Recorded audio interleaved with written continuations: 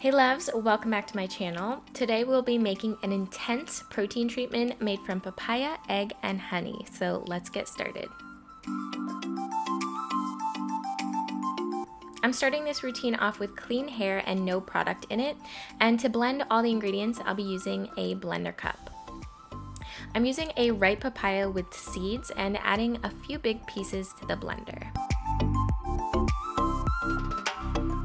Next, I'm adding 1 large egg to the mixture, and lastly, I'm adding about 2 tablespoons of honey to the mixture. I'm gonna go ahead and blend everything together and pour it in a bowl. I'm putting my hair in sections just to make it a little bit easier to apply the mixture throughout my hair.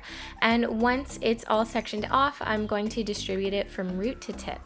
Papaya is great to put into deep conditioners or hair treatments because it's antifungal, which is great for treating dandruff. It's rich in vitamins A, B, and C. It has tons of antioxidants and folic acid, which enables hair growth.